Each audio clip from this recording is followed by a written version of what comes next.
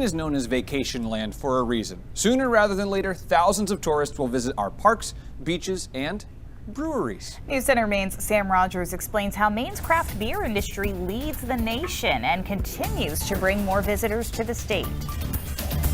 For breweries like Flight Deck and Brunswick, it's time to get ready for summer after last year's COVID closure. It was very scary last spring and fall. Now, Nate Wilds is expecting more taps to be pulled and more glasses to be poured than ever before. So the foot traffic we've seen in the last couple of months has been 50% higher than it was the year before COVID. And we had over 10 breweries open up in Maine last year, and we did have a few closures, but none that attributed it directly to COVID. More breweries continuing to open in Maine since Sean Sullivan began his job with the Maine Brewers Guild 8 years ago. And there have been over 100 breweries that have opened since then.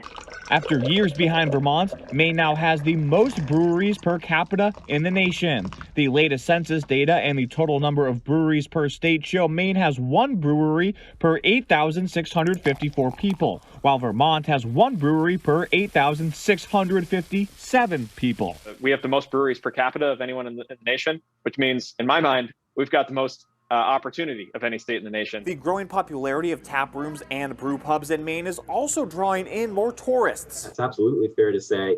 And it's great to see, too. Maine Tourism Alliance CEO Tony Cameron says many communities have their own brewery, which represents the local flair of the area. That's what Maine is about. It's about those authentic Maine experiences. Made in breweries that offer unique settings, plenty of outdoor seating, live music, and a place for the community to gather, while of course, drinking beer. It's about coming in, having a quality product, and connecting with one another. Cheers to that.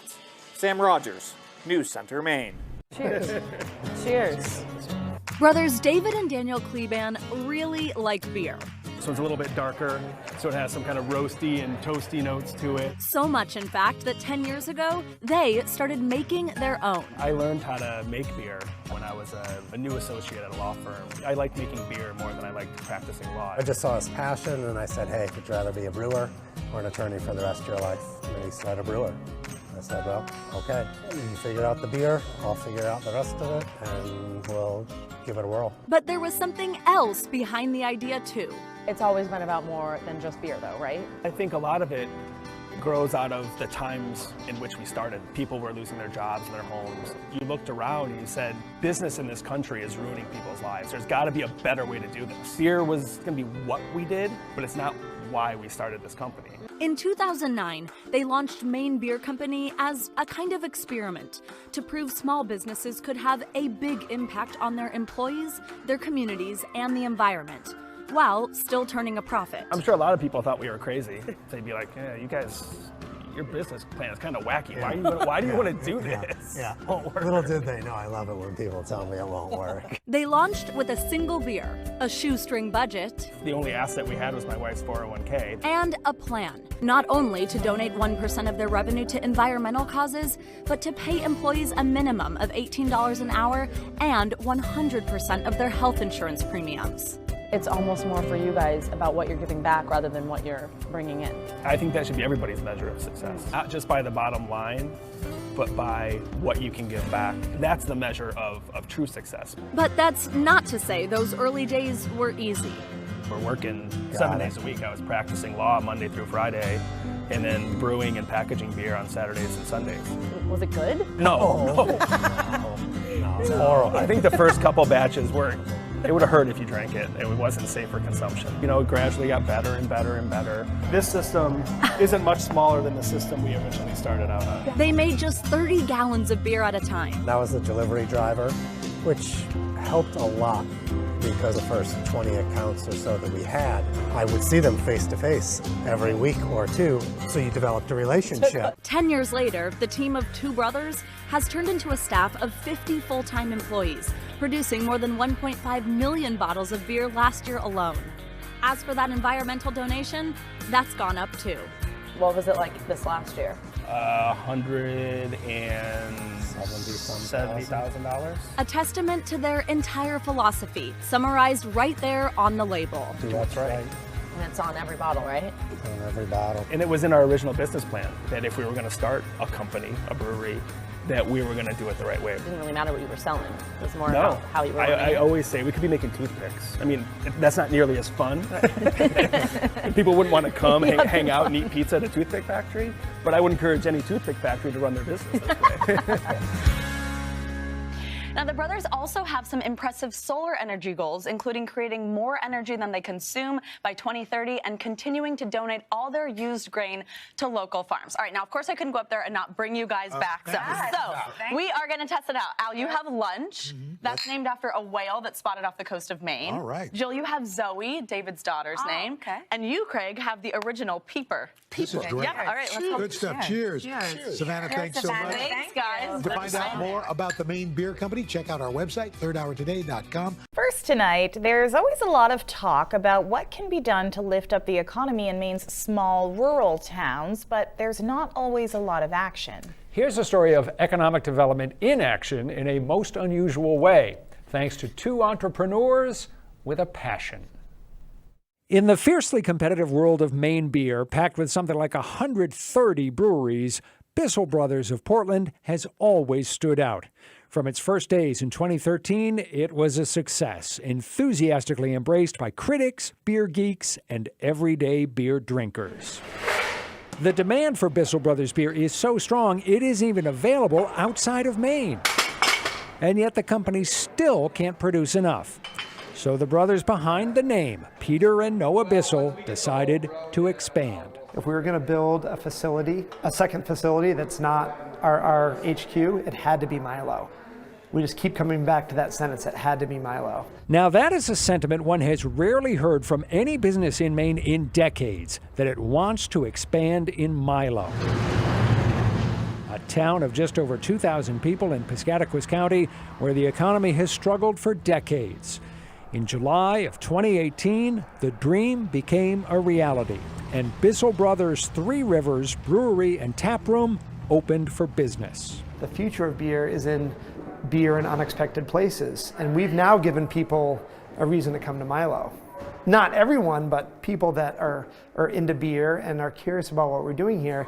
It's a story. Part of the story is that Peter and Noah Bissell grew up in Milo. Their dad, Jensen Bissell, still lives here and spends a lot of time working at the brewery as a jack of all trades.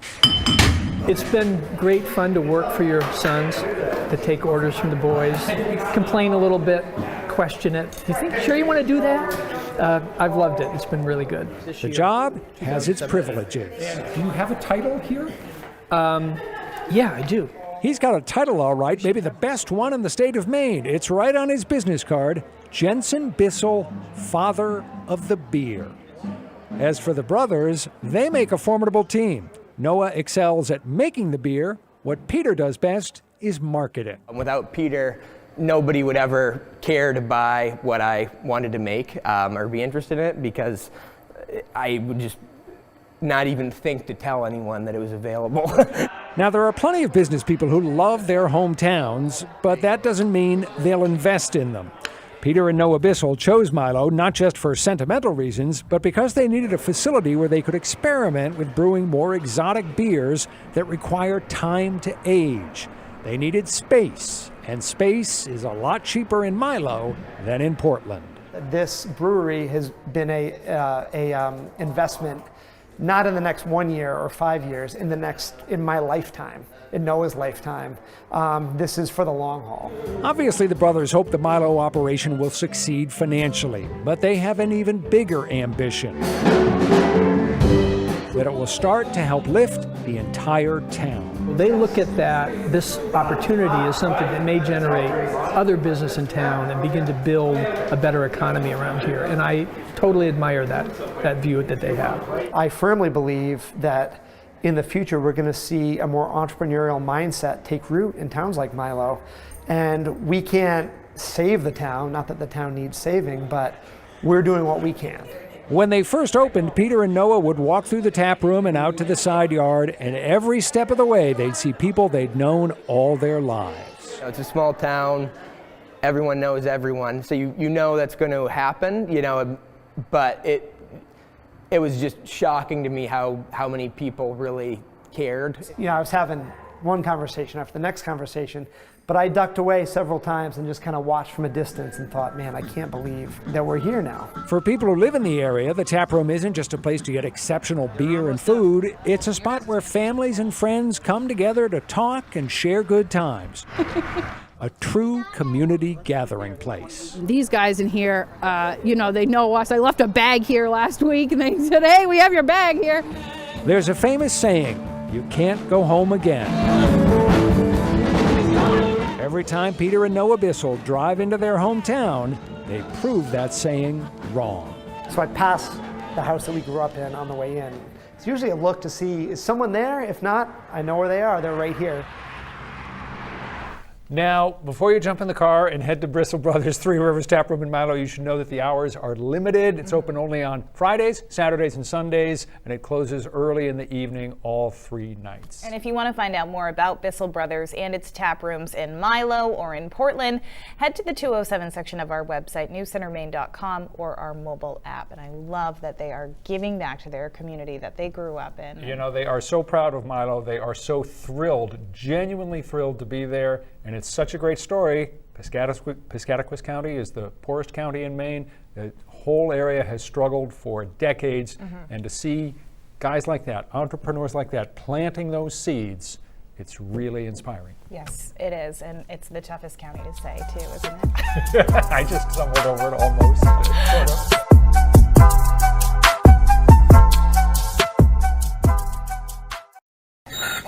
of.